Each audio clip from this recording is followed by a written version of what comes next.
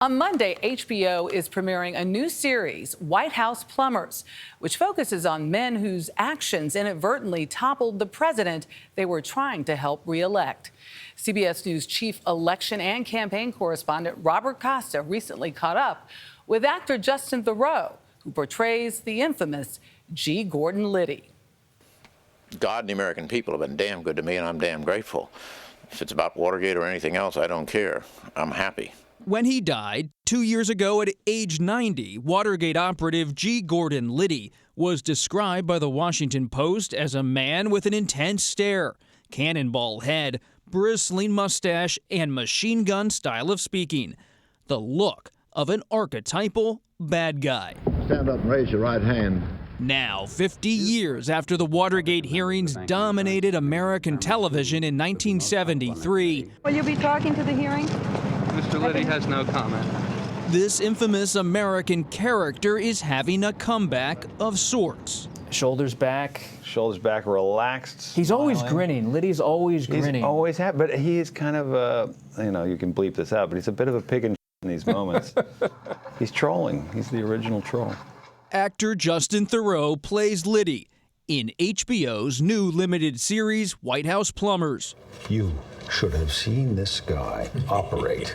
Gets the cleaning lady to let us in. It's a satirical romp through the lives of the bungling oddballs who tried to save, then helped end, Richard Nixon's presidency. They are trying to break us. It's also a fresh take on the memory of Watergate in Hollywood, where so often Nixon and the reporters who broke the story have been front and center.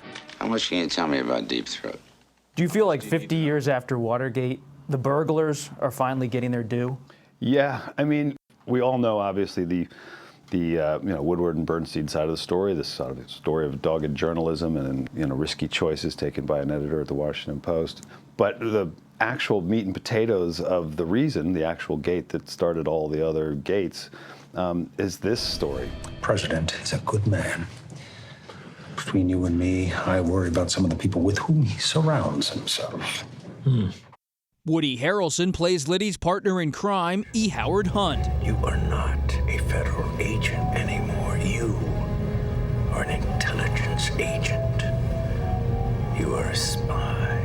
Hunt and Liddy are enlisted. What do you need? I want you to meet Gordon Liddy, toughest guy I know. To stop government insiders from leaking state secrets, like the Pentagon Papers with the press. Plumbers?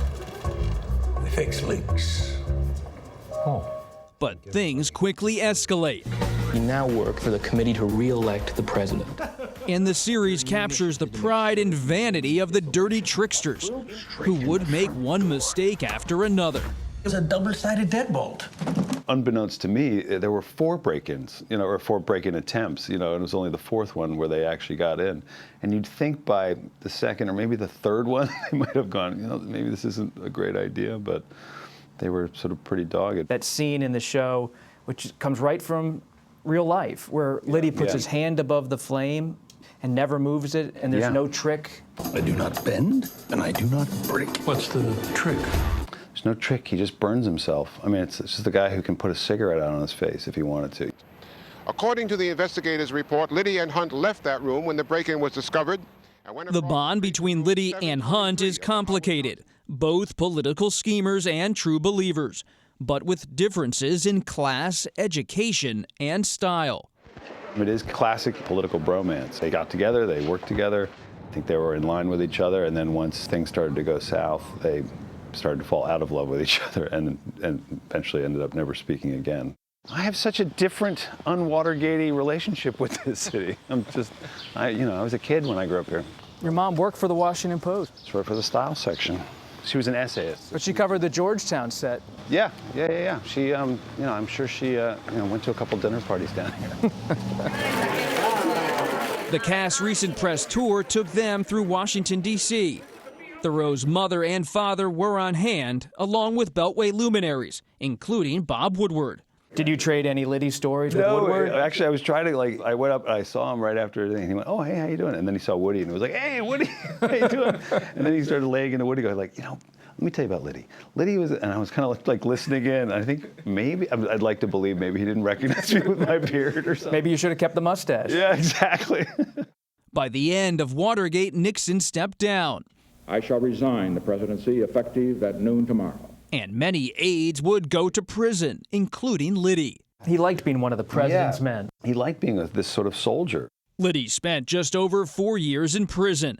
Upon his release, he embraced his infamy, writing a bestseller, working the lecture and talk show circuit, even appearing on an episode of the 1980s crime drama, Miami Vice. And it is I, G. Gordon. CBS News spoke with Liddy in 1993. What do I care about 20 years ago? You know, I don't sit around playing old tapes. By that time, Liddy had built a following on conservative radio. He's got kind of a great voice for radio. He speaks kind of like he's like a G-man, you know, like, yes. Like, listen, here's the thing. We're going to take him in on the station, and we're going to do, like, there's a kind of... That's exactly what he's doing. You know what I mean? Do they think that there are going to be any more dead because it was semi-automatic and not a revolver? Not a revolver.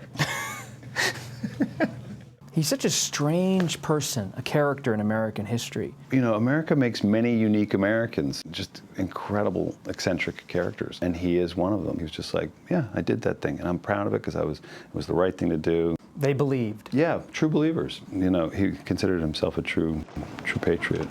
For CBS Saturday Morning, Robert Costa, Washington. Classic voice, dragnet. I like when he was talking about the revolver. I want to see that, by the way. Looks looking good. Really good.